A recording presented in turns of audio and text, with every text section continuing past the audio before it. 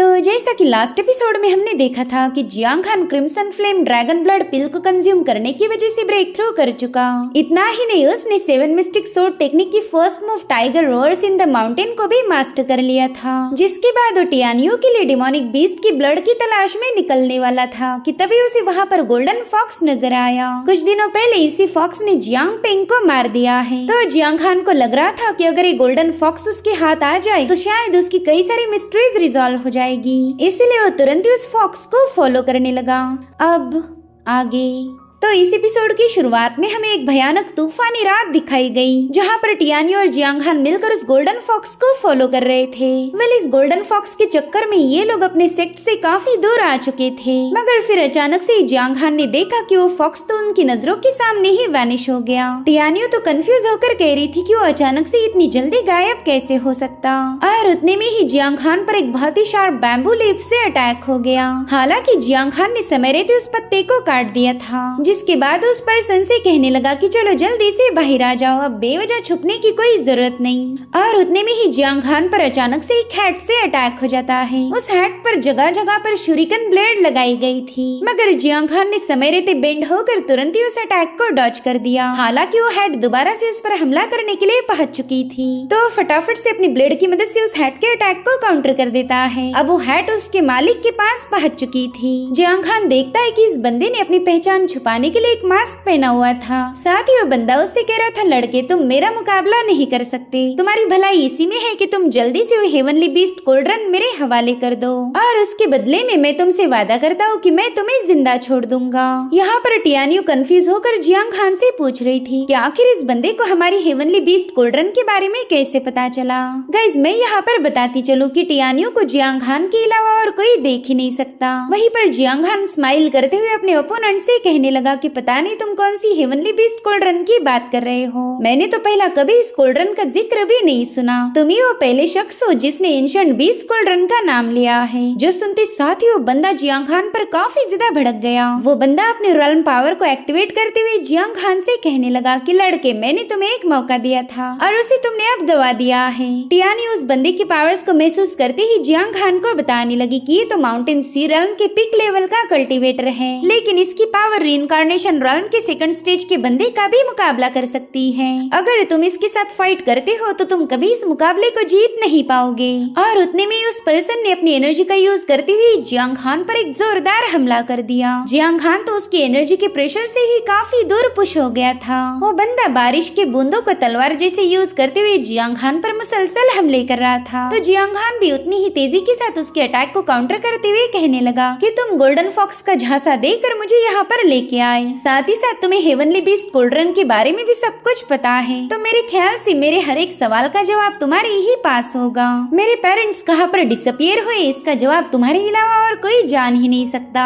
तो चलो जल्दी से बताओ मेरे पेरेंट्स के साथ क्या हुआ था और बदले में मैं तुम्हें जिंदा छोड़ दूंगा। लेकिन वो मास्क वाला बंदा कह रहा था कि मैं फ्री फोकट में कोई इन्फॉर्मेशन नहीं देने वाला, अगर तुम्हें अपने सवालों के जवाब चाहिए तो हेवनली बीस्ट कोल्ड्रन मेरे हवाले कर दो। इतना कहते साथ ही उसने अपनी पावरफुल एनर्जी का यूज करते हुए जियांग खान पर हमला कर दिया। लेकिन जियांग खान समय रहते वहाँ से गायब होकर सीधे उस बंदे के पीछे आ चुका था। यहाँ पर जियांग खान उस बंदे को घायल करने के लिए उस पर मुसलसल अटैक किए जा रहा था, लेकिन वो बंदा तो स्टेप बाय स्टेप आगे बढ़ते हुए उससे कहता है कि तुम्हारी स्पीड काफी ज्यादा स्लो है, अगर तुम्हें मुझे घायल करना ही है तो तुम्हें एक और जन्म लेना पड़ेगा। और उतने में जियांग खान ने उस पर एक जोरदार स्लैश अटैक रिलीज कर दिया।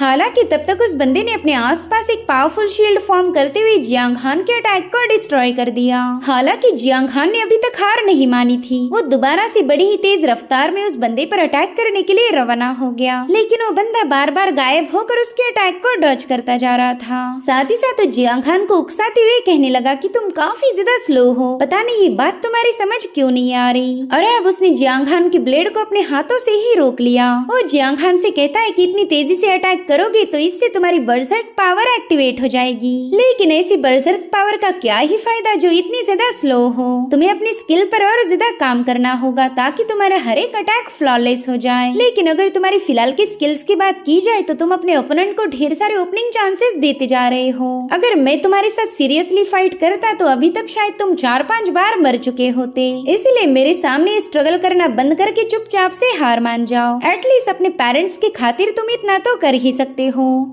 अगर तुम्हें वाकई जानना है कि उनके साथ क्या हुआ तो जल्दी से वो हेवनली बीस्ट कोल्ड रन मेरे हवाले कर दो और मैं तुम्हारे सारे सवालों के जवाब दूंगा। जिसके बाद वहाँ पर एक जोरदार धमाका करते हुए जियांग खान को काफी पीछे ढकेल देता है। यहाँ पर जियांग खान उस बंदे के हाथों बुरी तरह से घायल हो चुका था, लेकिन हम देख पाते कि यहाँ पर जियांग खान की बर्जर टेक्निक एक्टिवेट हो चुकी है, इसलिए अब उसे अपने अपोनेंट से जरा भी डर नहीं लग रहा था। और फिर जियांग खान ने अपनी फिंगर की मदद से अपनी ब्लेड को समन कर लिया, जो कि उस बंदे के काफी करीब से गुजर गई थी। और फिर एक बार फिर से जियांग खान ने भागते हुए जाकर उस बंदे पर अटैक कर दिया, मगर वो दोबारा से अपने आसपास एक पावरफुल शील्ड बना चुका था। जियांग खान उसे गुस्से में पूछ रहा था कि बता आखिर तो है कौन। तो बंदा उससे कहने लगा कि ऐसे सवाल ना पूछो जिससे तुम्हारी जान को खतरा होगा। मेरे बारे में जानकर तुम्हें कुछ भी हासिल नहीं होगा। इनफैक्ट जितनी जल्दी तुम मेरे बारे में जानोगे उतनी ही जल्दी मारे जाओगे। जिसके बाद वो बंदा अपनी गजब की पार का एक्सप्लोजन करते हुए जियांग खान को हवा में उछाल चुका था। यहाँ पर जियांग खान को रियलाइज हो चुका था कि वो इस बंदे का मुकाबला बिल्कुल भी कर नहीं सकता।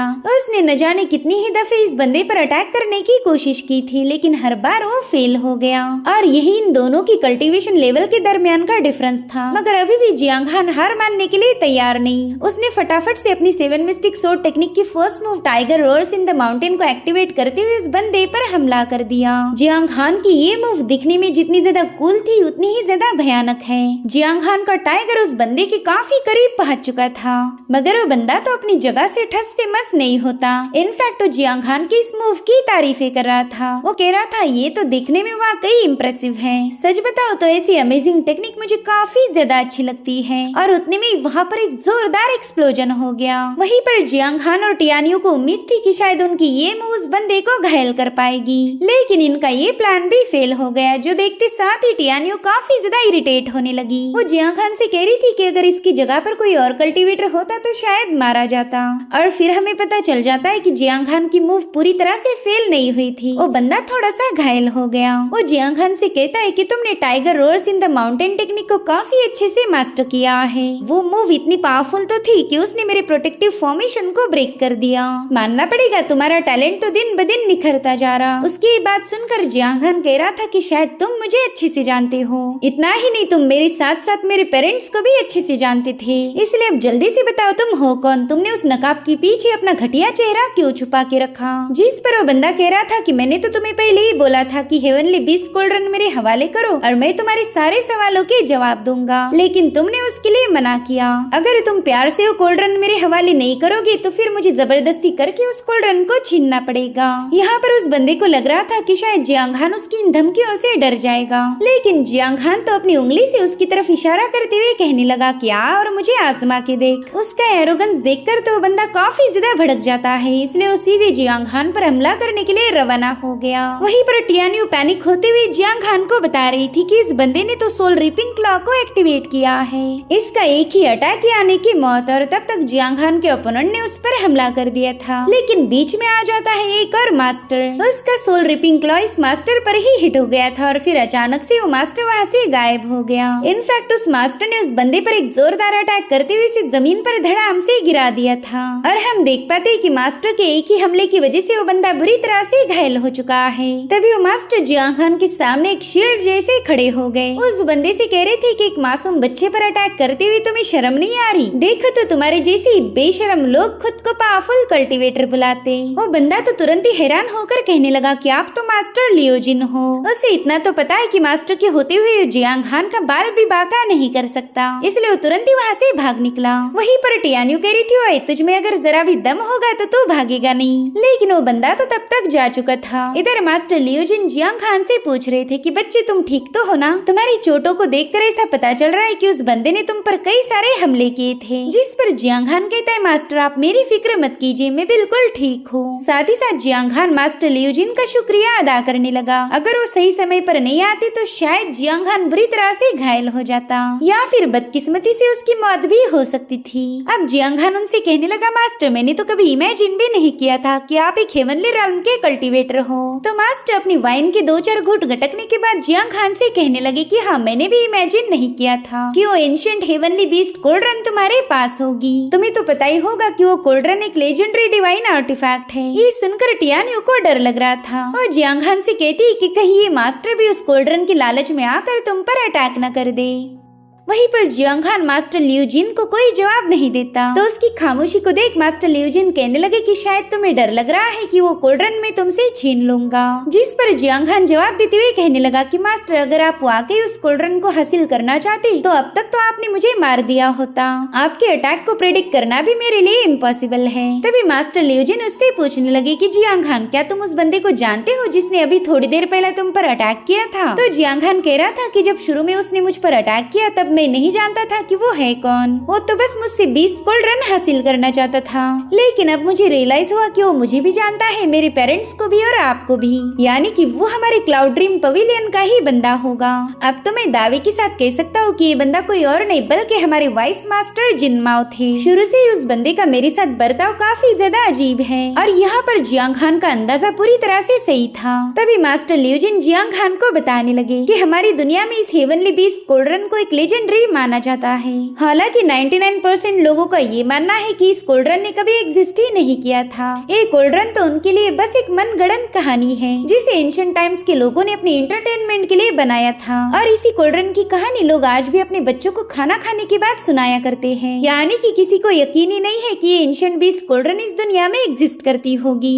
सिर्फ जिनमाओ ही एक ऐसा बंदा है जिसने इन कहानियों पर हमेशा बिलीव किया। वो न जाने कितने ही सालों से इस एंशिएंट बीस्ट कोल्ड्रन की तलाश में था। जब भी उसे किसी पर डाउट हुआ कि कोल्ड्रन इस बंदे के पास हो सकती है तो जिनमाओ ने उस बंदे का जीना ही हराम कर दिया और यही वो तुम्हारे साथ भी करने वाला है। लेकिन अभी थोड़ी देर पहले मैंने जो उस पर पाम अटैक किया था उससे घायल होने के बाद तो लगभग 1 महीने तक रिकवर नहीं हो सकता। तो अब तुम्हारे पास 1 महीने का वक्त है, जल्दी से क्लाउड ड्रीम पवेलियन छोड़कर भाग निकलो। जिस पर जियांग हान कह रहा था, एल्डर जैसा आपने बताया कि वो बंदा उस कोल्ड्रन को लेकर काफी ज्यादा ऑब्सेस्ड है। अगर मैं यहाँ से भाग भी जाऊँ तो भी वो आसानी से मेरा पीछा नहीं छोड़ेगा, वो तो मुझे पाताल से भी ढूंढ निकालेगा। तो उसके डर के मारे भागने की बजाय अगर मैं उसका मुकाबला करूँ तो यही मेरे लिए बेहतर होगा। सच बताओ तो मैं जिनमाओ को मारना चाहता हूँ ताकि ये थ्रेट हमेशा हमेशा के लिए एलिमिनेट हो जाए। जो सुनकर मास्टर कहते हैं कि जंगल का सबसे स्ट्रॉन्ग और हाइटेड पेड़ भी विंड के हाथों डिस्ट्रॉय हो जाता है, इसलिए खुद को स्ट्रॉन्ग समझने की गलती मत करना।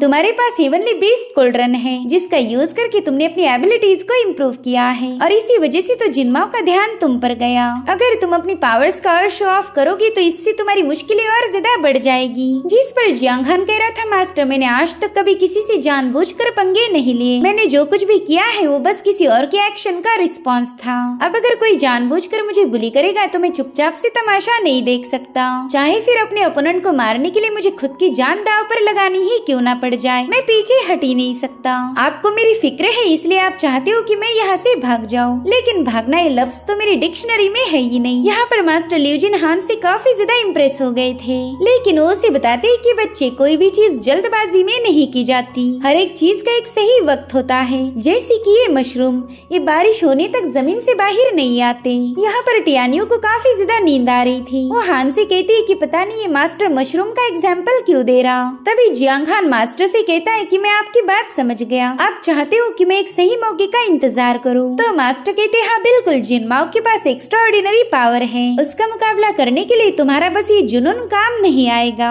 तो जियांग हान कह रहा था कि मेरे पास हेवनली बीस्ट कोल्ड्रन है, अगर मैं उसकी पावर को काफी अच्छे से मास्टर कर लूं तो शायद जिनमाओ का मुकाबला कर पाऊंगा। जो सुनकर मास्टर कहते, बच्चे तुम तो काफी ज्यादा होशियार हो, तुमने मेरी बातों को तुरंत ही समझ लिया, लेकिन जैसा कि तुम्हें पता होगा कल्टीवेशन में जल्दबाजी नहीं की जाती, ये तो बस एक स्लो स्टेडी प्रोग्रेस है, तुम बेसब्र हो गए तो तुम पर बस बैकफायर होगा। जिस पर जियांग हान कहता है, मास्टर मैं आपकी ये सीख समझ चुका हूँ। हालांकि टियानियो इन दोनों के थोबड़े ताड़ते हुए कहने लगी कि मुझे तो कुछ भी समझ नहीं आ रहा, पता नहीं ये लोग क्या बात कर रहे हैं, पता नहीं ये इंसान हमेशा पहेलियां बुझाने पर ध्यान क्यों देते हैं। जिसके बाद मास्टर अपने चेयरफुल अंदाज में जियांग हान से कहने लगे कि चल बच्चे, अब ये मशरूम कलेक्ट करने में मेरी मदद कर, जल्दी 3 मेरिडियन मार्शल कंपटीशन होने वाला है, तो तुम सभी को कॉन्टेस्ट से पहला नरिशमेंट से भरा हुआ खाना देना ही तो मेरा काम है। अब ये सीन यहीं पर कट होकर हम उसी गोल्डन कॉफिन को देख पाते हैं जहाँ पर कुछ दिनों पहले ही जियांग हान ट्रैप हुआ था। उतने में ही जिनमाओ वहाँ पर घायल हालत में पहुँच गया। गोल्डन फॉक्स तो उसे देखकर काफी ज्यादा परेशान हो जाता है, वो कहता है, मास्टर आपकी इंजरीज तो काफी ज्यादा भयानक नजर आ रही। जिस पर जिनमाओ कह रहा था कि मेरी 2 पसलियां टूट चुकी है, साथ ही साथ मेरे सभी इंटरनल ऑर्गन्स डैमेज हो गए। अरे वो अपनी पार्ट्स का यूज करते हुए वहाँ मौजूद वुडन वाइन्स को अपनी तरफ समन कर लेता है, जो कि जिनमाओ की इंजरीज को हील करने में जुड़ चुकी थी। जिनमाओ बता रहा था कि उस मास्टर ने मुझ पर 7 स्टार प्लम ब्लॉसम पाम का अटैक किया था।